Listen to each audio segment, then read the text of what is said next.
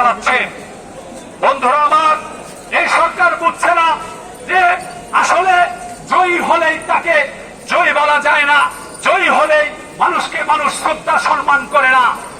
আপনারা দেখেছেন নবাব সিরাজউদ্দৌলা মীর জাফরের কাছে পরাজিত হয়েছে, কিন্তু এ পর্যন্ত বাংলার মানুষ সহ পৃথিবীর কোন মানুষ তার সন্তানের নাম মীর জাফর রাখে নাই।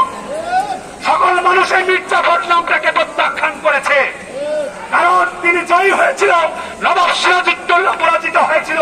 কিন্তু নবাব সিরাজউদ্দৌলার ন্যায়ের পক্ষে থাকার কারণে সকল মানুষ নবাব সিরাজউদ্দৌলাকে আজকে অনুসরণ করে, স্মরণ করে।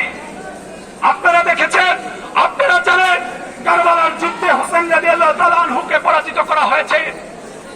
এজিদ সেই যুদ্ধে জয়ী হয়েছিল, কিন্তু আজকে পৃথিবীর কোন মানুষ, কোন খ্রিস্টান বলেন, হিন্দু বলেন, মুসলমান বলেন, কেউ কোনদিন তার সন্তানের নাম ইয়াজিদ রাখে না।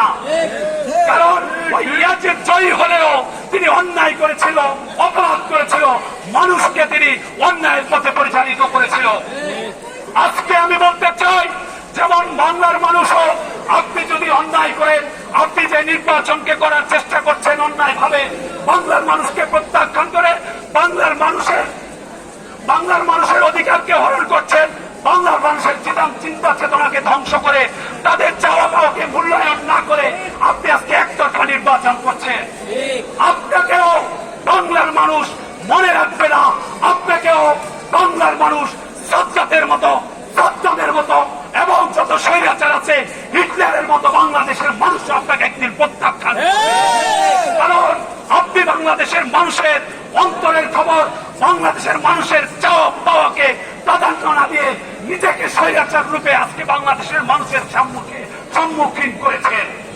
তাই সকল ভাইদেরকে অনুরোধ করব, ভাইরা আমরা একত্রিত হই, আমরা আজকে একত্রাবদ্ধ হই।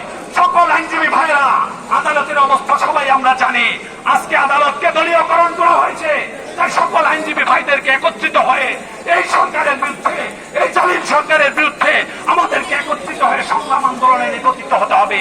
সবাই মিলে আমরা একসাথে আন্দোলন সংগ্রাম করে এই নির্বাচনকে প্রত্যাখ্যান করে নতুন তফসিলের মাধ্যমে আগামীতে বাংলাদেশে নির্বাচন হবে। তাই সকলকে অনুরোধ জানাচ্ছি, এ পর্যায়ে আমাদের সমাপনী বক্তব্য রাখবেন আমাদের আইনজীবী পরিষদের সম্মানিত সভাপতি অ্যাডভোকেট শেখ লুৎফর রহমান। বন্ধুগণ,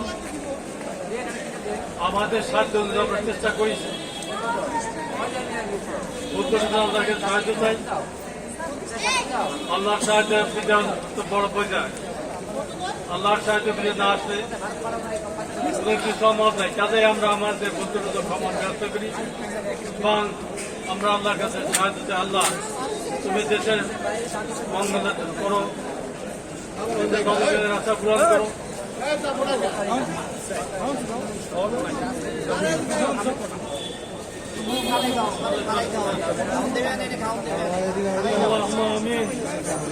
ربنا ظلمنا أنفسنا وإن لم